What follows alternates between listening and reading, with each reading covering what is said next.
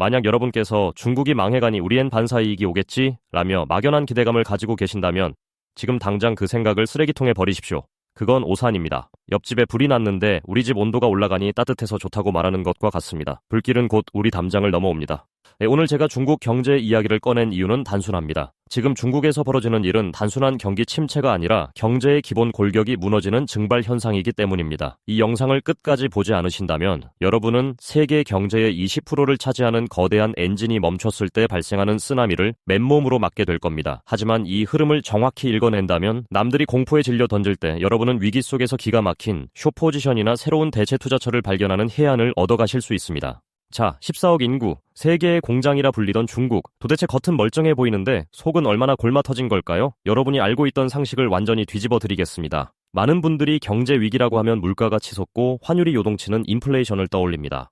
하지만 지금 중국은 정반대입니다. 사람의 몸으로 치면 체온이 서서히 식어가는 저체온증에 걸렸습니다. 이게 왜 더 무섭냐고요? 열이 나면 해열제라도 쓰지만 체온이 식으면 장기가 하나씩 기능을 멈추기 때문입니다. 충격적인 숫자가 하나 있었죠. 상하이의 일부 지역 1급 상권 임대료가 반토막을 넘어 10분의 1로 떨어졌는데도 세입자가 없다는 사실입니다. 이걸 두고 상권이 좀 죽었네라고 생각하시면 안 됩니다. 이건 경제의 혈관이 막혀 괴사가 진행 중이라는 뜻입니다. 우리 몸에 피가 돌지 않으면 손발 끝부터 차가워지듯 중국 경제의 말초신경인 자영업과 상권이 이미 괴사 단계에 진입했다는 가장 강력한 신호입니다. 자, 그럼 이 거대한 중국 경제를 무너뜨리고 있는 세 가지 붕괴의 축 중 첫 번째 축부터 냉철하게 해부해 보겠습니다. 첫 번째 축은 바로 부동산입니다. 한국의 5060 세대 여러분의 자산 대부분은 어디에 있습니까? 아파트죠? 중국도 똑같습니다. 아니, 더 심합니다. 중국 가정 자산의 약 70에서 85%가 부동산에 묶여 있습니다. 이걸 농사에 비유해 봅시다. 여러분이 평생 피땀 흘려 지은 농사 수확물을 쌀독 하나에만 가득 채워뒀다고 칩시다. 그런데 어느 날 쌀독 밑바닥이 깨져서 쌀이 줄줄 새고 있습니다. 쌀값이 떨어지는 건 둘째치고 쌀독 자체가 깨져버린 겁니다. 중국 2선, 3선 도시의 집값이 고점 대비 20%에서 반토막이 났습니다. 여러분이 10억을 모아 노후 준비를 끝냈다고 생각했는데 자고 일어나니 5억이 되어 있습니다. 이때 여러분은 어떤 행동을 하실까요? 지갑을 닫고 외식을 끊고 옷을 안 사입겠죠? 이게 바로 경제학에서 말하는 역자산 효과입니다. 더 심각한 건 이 쌀독을 지키던 건설사들이라는 파수꾼들마저 다 쓰러졌다는 겁니다. 건물을 지을 때 가장 중요한 건 화려한 외벽이 아니라 땅속에 박는 기초 파일입니다. 지금 중국은 이 기초 파일들이 부러지고 있습니다. 2025년 부동산 개발 투자가 15.9% 감소했다는 건 농부가 더 이상 밭에 씨를 뿌리지 않겠다고 선언한 것과 같습니다. 씨를 안 뿌리는데 내년에 수확이 있겠습니까? 중국 GDP의 4분의 1을 차지하는 이 거대한 시장이 무너진다는 건 4층짜리 건물의 1층 기둥을 뽑아버리는 것과 같습니다. 2, 3, 4층에 아무리 좋은 가구를 들여놓아봤자 건물은 무너집니다. 두 번째 축은 사람, 그중에서도 청년과 엘리트입니다. 보통 경제가 어려우면 비정규직이나 저소득층 같은 약한 고리부터 끊어집니다. 그게 우리가 아는 상식입니다. 그런데 지금 중국은 아주 기이한 현상이 벌어지고 있습니다. 숲에서 가장 크고 튼튼했던 늙은 소나무들이 먼저 베어지고 있다는 겁니다. 알리바바, 텐센트, 바이두, 중국의 삼성전자, 네이버 같은 곳들입니다. 대기업 들어가면 인생 핀다는 공식, 중국에서도 절대 진리였습니다. 그런데 알리바바가 2년간 10만 명을 내보냈습니다. 바이두는 부서에 따라 40%를 감원했습니다. 연봉 수억 원을 받던 IT 엔지니어, 석박사급 인재들이 하루아침에 배달 라이더로 전락하고 있습니다. 청년 실업률 18.9%, 북경대 교수는 실제 체감 실업률이 46.5%라고 말합니다. 절반이 백수라는 소리입니다. 이걸 두고 단순히 일자리가 없다고 해석하면 하수입니다. 이건 계층 이동에 사다리가 불탔다고 해석해야 합니다. 1200만 명의 대졸자가 쏟아져 나오는데 의자는 500만 개뿐입니다. 나머지 700만 명은 서 있어야 합니다. 과거에는 공부 열심히 하면 성공한다는 암묵적인 사회 계약이 있었습니다. 그런데 이제 그 계약이 파기됐습니다. 그래서 나온 단어가 탕핑과 네이주안입니다. 이걸 젊은 친구들의 패기 부족이라고 혀를 차시면 안 됩니다. 여러분, 등산을 갔는데 정상으로 가는 길이 산사태로 끊겼습니다. 그럼 어떻게 하시겠습니까? 돗자리 펴고 쉬거나 하산해야죠. 거기서 암벽 등반을 시도하는 건 무모한 짓입니다. 지금 중국 청년들의 탕핑은 게으름이 아니라 승산 없는 게임에는 참여하지 않겠다는 냉철한 파업 선언입니다. 그래도 중국인데 정부가 돈 풀어서 살리면 되지 않나? 맞습니다. 중국은 공산당 일당 독재 국가입니다. 마음만 먹으면 돈을 찍어내서 부양책을 쓸 수 있습니다. 하지만 돈으로 사람의 마음을 살 수 없다는 게 문제입니다. 아무리 정부가 소비 쿠폰을 뿌려도 이미 쩍쩍 갈라져서 굳어버린 소비 심리는 흡수하지 못하고 흘려보낼 뿐입니다. 이게 바로 유동성 함정입니다. 부동산이 무너지면서 과거의 부가 삭제되었고 청년들이 절망하면서 미래의 희망이 삭제되었습니다. 과거와 미래가 동시에 사라진 상황. 그렇다면 현재를 살고 있는 중산층과 금융 시스템은 과연 무사할까요? 놀랍게도 진짜 지옥도는 여기서부터 펼쳐집니다.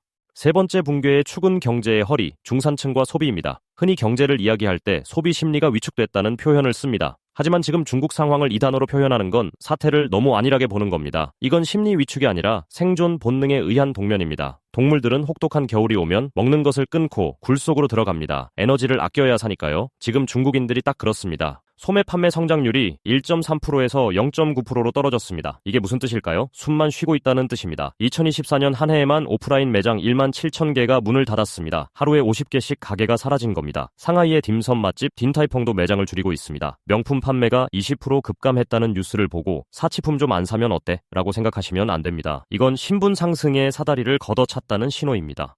과거 중국인들에게 루이비통 가방은 단순한 가방이 아니라 나도 중산층에 진입했다는 훈장이었습니다. 그런데 지금은 그 훈장을 중고장터에 내다 팔아 쌀을 사고 있습니다.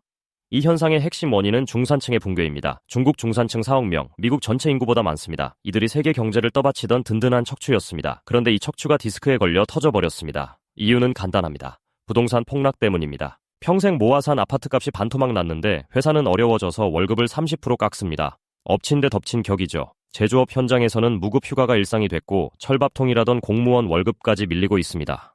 중산층이 지갑을 닫으니 기업 매출이 줄고 기업은 다시 직원을 자르고 잘린 직원은 지갑을 더 닫습니다. 죽음의 소용돌이에 빠진 겁니다. 정부가 금리를 낮춘다고 해결될 문제가 아닙니다. 척추신경이 눌려있는데 진통제만 놔준다고 걷게 될까요? 수술이 필요한데 수술할 의사도 돈도 없는 게 지금의 중국입니다. 네 번째 붕괴의 축, 어쩌면 가장 폭발력이 큰 뇌관은 바로 금융 시스템의 균열입니다. 여러분 길을 가다가 멀쩡해 보이는 아스팔트가 갑자기 푹 꺼져서 사람과 차를 삼키는 싱크홀 뉴스 보신 적 있죠? 금융위기는 항상 싱크홀처럼 옵니다. 겉보기엔 멀쩡해 보이다가 예고 없이 순식간에 무너져 내립니다. 2026년 1월 JWR이라는 금거래 플랫폼이 무너졌습니다. 피해액만 100억 위안, 우리 돈 1조 8천억 원이 증발했습니다. 이게 왜 무서운지 아십니까? 중국인들이 은행 이자가 너무 낮고 부동산은 불안하니 그나마 안전하다고 믿었던 금 관련 상품에 돈을 넣었기 때문입니다. 그런데 그 마지막 도피처마저 사기였거나 부실 덩어리였던 겁니다. 한국식으로 비유하자면 동네에서 가장 믿음직한 개주가 운영하던 거대한 개모임이 깨진 것과 같습니다. 중국에는 그림자 금융이라는 게 있습니다. 은행 문턱을 못 넘는 기업이나 개인에게 돈을 빌려주는 제도권 밖의 거대 사금융입니다. 이게 중국 경제의 숨겨진 뇌관입니다. 부동산 개발 업체들이 여기서 돈을 끌어다 썼는데 부동산이 망하니 돈을 못 갚고 돈을 빌려준 그림자 금융도 같이 망하고 거기에 투자한 개인들도 같이 망하는 겁니다. 연대 보증에 사슬로 묶여 다 같이 절벽으로 떨어지는 형국입니다. 지방은행 상황은 더 심각합니다. 허난성 등에서 예금 인출이 동결됐다는 소식 들으셨죠? 내 돈을 내가 찾겠다는데 은행 셔터를 내리고 안 줍니다. 은행업의 생명은 신용입니다. 언제든 내 돈을 찾을 수 있다는 믿음이 깨지는 순간 은행은 존재의 가치가 없습니다.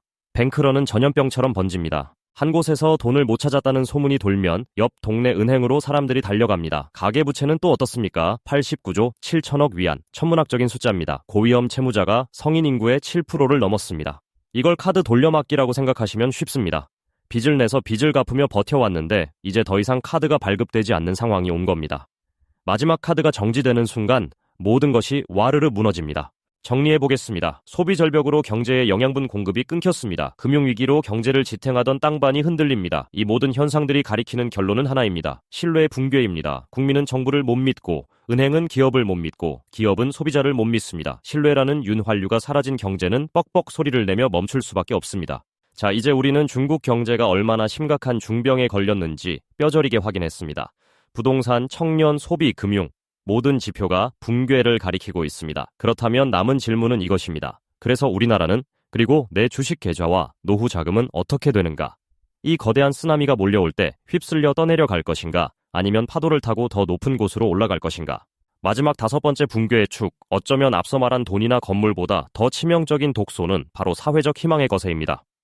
중국 청년들 사이에서 유행하는 두 단어, 내이주안과 탕핑, 이걸 단순히 요즘 애들이 끈기가 없어 라고 혀를 차시면 여러분은 시장을 읽는 눈이 없는 겁니다. 이건 게으름이 아니라 가성비가 나오지 않는 게임에 대한 이성적인 보이콧입니다. 비유를 들어보겠습니다. 여러분이 러닝머신 위에 올라갔습니다. 시속 10km로 죽어라 뛰는데 계기판을 보니 이동거리가 0입니다. 심지어 기계가 과열돼서 연기가 납니다. 이때 가장 현명한 행동은 무엇일까요? 더 빨리 뛰는 걸까요? 아닙니다. 기계에서 내려와 바닥에 눕는 겁니다. 그게 바로 탕핑입니다. 열심히 공부하고 야근해도 집을 살 수 없고 계층 이동이 불가능하다는 것을 깨달은 세대가 재생산을 거부하고 있습니다. 결혼율과 출산율이 역대 최저라는 건 국가라는 공장에 미래의 신규 직원이 들어오지 않는다는 뜻입니다. 중국 공산당이 가장 두려워하는 게 바로 이 지점입니다. 그들의 통치 명분은 간단했습니다. 자유는 억압하겠지만 지갑은 두둑하게 해주겠다. 이 암묵적인 계약이 깨졌습니다. 보상이 없는 노력은 노예노동일 뿐입니다. 사회 전체에 무기력 바이러스가 퍼지면 그 어떤 천재적인 경제 정책도 먹히지 않습니다. 의욕 없는 환자에게 산삼을 먹인들 기운을 차리겠습니까? 많은 분들이 묻습니다. 중국도 일본처럼 장기 침체로 가나요? 제 대답은 일본보다 훨씬 잔혹할 것이다 입니다. 여기엔 결정적인 차이가 있습니다. 일본이 버블이 터져서 무릎을 꿇었을 때 일본은 이미 세계 최고의 부자였습니다. 지갑에 모아둔 돈이 빵빵했기 때문에 30년을 버틴 겁니다. 부자가 된 뒤에 늙은 것이죠. 반면 중국은 1인당 GDP가 미국의 6분의 1 수준입니다. 아직 부자가 되지 못했는데 몸은 늙어버렸고 병까지 들었습니다. 이를 경제학에서는 중진국 함정이라고 하지만 저는 조로증이라고 부르겠습니다. 설상가상으로 탈출구도 막혔습니다. 일본은 미국과 동맹이었지만 지금 중국은 미국과 무역전쟁 중입니다. 수출길이 막히고 기술 제재를 받습니다. 마치 마라톤 선수가 다리에 쥐가 났는데 코치는 계속 뛰라고 소리치고 심판은 반칙이라며 퇴장 카드를 만지작거리는 상황입니다. 물론 중국에게도 마지막 히든 카드는 있습니다. 전기차, 배터리, 태양광 같은 신산업입니다. 하지만 이 미래의 먹거리가 자라기 전에 현재의 굶주림이 너무 큽니다. 중국은 버틸 수 있을까요? 장담할 수 없습니다. 중국 경제의 위기는 남의 집 불구경이 아닙니다. 중국은 한국의 최대 교역국입니다. 옆집이 무너지면 우리 집 담벼락도 같이 무너집니다. 공포에 질려 무조건 도망치라는 말이 아닙니다. 냉철하게 데이터를 보고 판단해야 합니다. 2026년 중국 경제의 생사를 가를 4가지 핵심 경고 등을 알려드리겠습니다. 이 지표들이 빨간불을 켜면 그때가 진짜 위기입니다. 1. 청년 실업률 현재 18%대입니다. 만약 이 수치가 심리적 마지노선인 20%를 공식적으로 돌파한다면 이는 단순한 실업난이 아니라 사회 폭동의 잠재적 에너지가 임계점을 넘었다고 봐야 합니다. 2. 일선도시 부동산 가격, 지방도시는 이미 무너졌습니다. 핵심은 상하이와 베이징입니다. 이들 핵심 지역의 집값이 급락한다면 중국 정부가 방어선을 포기했다는 신호입니다. 이때는 중국 관련 자산을 전량 매도해야 할 타이밍입니다. 3. 소매 판매 성장률. 이 수치가 마이너스로 진입하는 순간을 조심하십시오. 성장이 멈춘 게 아니라 경제가 수축하기 시작했다는 뜻입니다. 본격적인 디플레이션의 공포가 현실화된 것입니다. 4. 그림자 금융의 파열음. 뉴스에서 신탁사 파산, 이재 상품 지급 정지, 뱅크런 키워드가 한 달에 3건 이상 보인다면 금융 시스템의 뇌관이 터진 겁니다. 이때는 도미노가 시작된 것이니 현금을 확보하고 관망해야 합니다. 2026년은 중국에게 그리고 세계 경제에 운명의 해가 될 것입니다. 거대한 제국이 연착륙할지 추락할지 결정되는 분기점입니다. 대다수의 사람들은 위기가 터지고 나서야 아이고 내 돈 하며 울부짖습니다. 하지만 제 채널을 구독하시는 여러분은 달라야 합니다. 지금 중국에서 들려오는 파열음을 소음으로 듣지 마시고 신호로 들으십시오. 중국 비중이 높은 포트폴리오를 점검하시고 중국의 빈자리를 대체할 인도나 동남아 혹은 미국의 공급망 재편 수혜주로 눈을 돌리는 유연함이 필요합니다. 위기는 준비되지 않은 자에게는 재앙이지만 흐름을 읽는 자에게는 부의 추월 차선이 됩니다. 오늘 제가 제시한 3가지 축 부동산 증발, 엘리트 몰락, 영혼의 파업과 4가지 경고 등을 기억하십시오. 시장이 공포에 떨 때 냉철하게 기회를 포착하시길 바랍니다. 오늘 분석이 도움이 되셨다면 구독과 좋아요 부탁드립니다. 여러분의 클릭 한 번이 더 깊이 있는 분석을 만드는 힘이 됩니다.